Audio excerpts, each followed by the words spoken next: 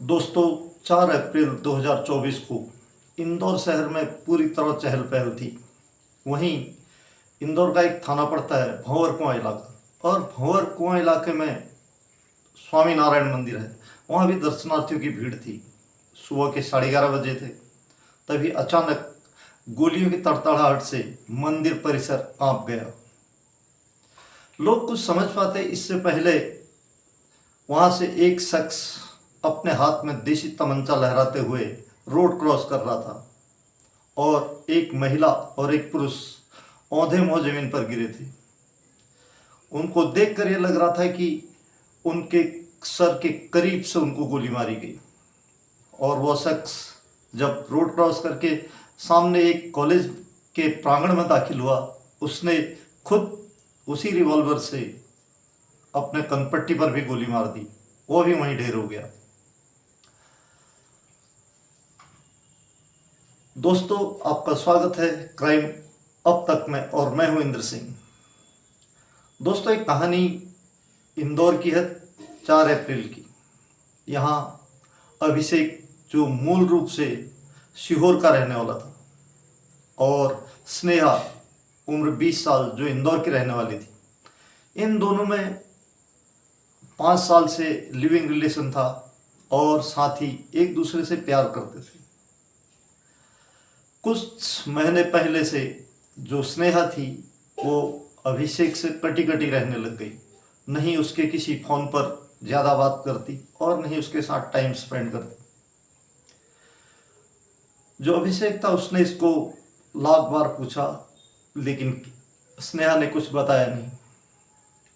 यहीं से जो अभिषेक था उसके दिमाग में शक का कीड़ा पैदा हुआ। अभिषेक ने अपने दोस्तों से स्नेहा पर नज़र रखने को बोला, कि वो उसको शक था कि उसकी ज़िंदगी में कोई तीसरा शख्स आ गया है। उसके दोस्तों ने स्नेहा पर नज़र रखनी शुरू की, और इसका रिजल्ट भी कुछ दिन बाद मिल गया। स्नेहा एक दिन अपने कजिन के साथ, जिसका नाम दीपक है, बाइक में कहीं जा रही थी। तो ये सीन अभिषेक के दोस्त ने देख लिया, और उसने तुरंत ही अभिषेक को इस बारे में अवगत कराया कि वो किसी और के साथ बाइक में जा रही है। बस यहीं से अभिषेक के दिमाग में शक का और बदले का वो बारूद भर गया, जो 4 तारीख को स्वामीनारायण मंदिर में जाकर फटा।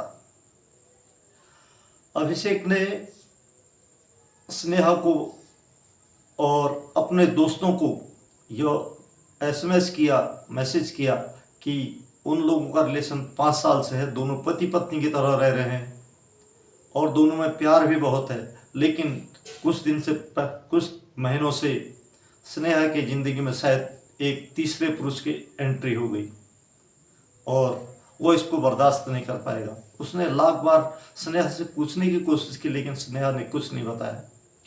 4 अप्रैल को भी यही हुआ। किसी ने अभिषेक को बताया कि स्नेहा और दीपक, जो उसका कजिन था जिसका नाम दीपक था, दोनों स्वामीनारायण मंदिर में हैं।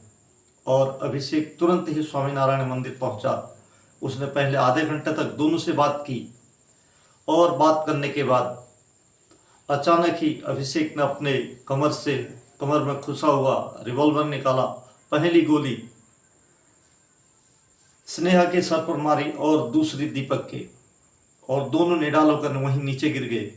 और अभिषेक वहां से उसको तमंचे को लहराता हुआ सामने के कॉलेज में दाखिल हुआ। उसने भी खुद प्रांगण में जाकर अपनी कनपट्टी में गोली मार दी।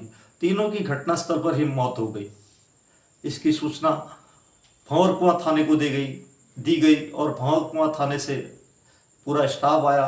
उन्होंने देखा, और जब वह तीनों लाशों को पोस्टमार्टम के लिए भेज दिया गया, और इस पर जब अभिषेक का मोबाइल खंगाला गया, तो मोबाइल में जो जो एसएमएस उसने स्नेहा को या उसके अपने मित्रों को किए थे, उसी के आधार पर इसमें केस दर्ज किया गया। लेकिन केस दर्ज करने का कोई वो था नहीं, तीनों की मौत हो गई थी, केस किस पर चले। इसलिए पुलिस ने वो डायरी वहीं बंद की, और इन तीनों के शवों को अपने दोनों के परिवारों को सौंप दिया, और दोनों का अंतिम संस्कार तीनों का किया गया। तो दोस्तों, ये थी, अगर स्नेहा और अभिषेक आपस में मिलकर बात करके इस समस्या का समाधान करते तो शायद निकल आता, लेकिन न तो स्नेहा ने इस बारे में आगे बात करने की कोशिश की और नहीं अभिषेक ने। अभिषेक को थोड़ा सा धैर्य के साथ काम लेना चाहिए था। वैसे ही जो स्नेहा थी उसको सारी चीज़ें खुलकर अभिषेक को बता देनी चाहिए थी, उससे कटना नहीं चाहिए था, तो आज तीनों जिंदा रहते। तो आज की कहानी यहीं तक। दोस्तों, आपको कैसी लगी ये कहानी? प्यार में कभी कभी जब शक का कीड़ा होता है तो वो उसका रिजल्ट भी इसी तरह होता है जो इस कहानी में हुआ। तो आप लोगों को ये कहानी कैसी लगी कमेंट बॉक्स में कमेंट कीजिए, और मिलता हूँ दूसरी सत्य घटना के साथ। तब तक आप लोग सेफ रहिए, सुरक्षित रहिए। जय हिंद।